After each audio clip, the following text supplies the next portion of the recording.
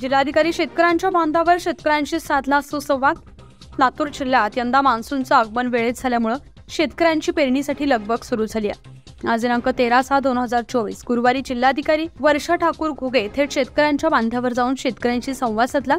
बी बियाणांची उपलब्धता, खतांचा वापर आणि पेरणीची पद्धत याबाबत माहिती घेतली।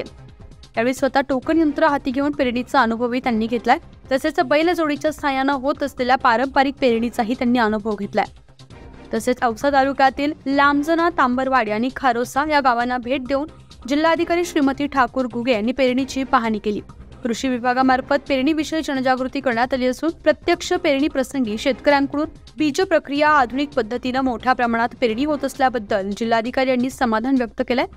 तसेच यंदा चांगला पाऊस होऊन शेतकऱ्यांना भरघोस उत्पन्न मिळावं अशा शुभेच्छा त्यांनी व्यक्त केल्या।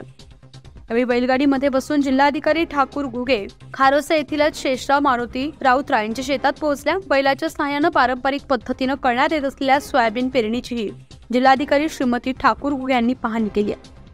काही शेतकऱ्यांच्या बांधावर यावेळी जिल्हाधिकारी ठाकूर घुगे यांच्या हस्ते वृक्षारोपण करण्यात आलं।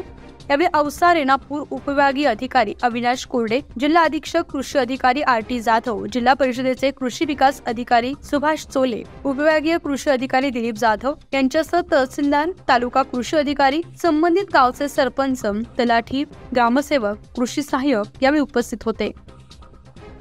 न्यूज 15 मराठीसाठी असलम शेख, लातूर।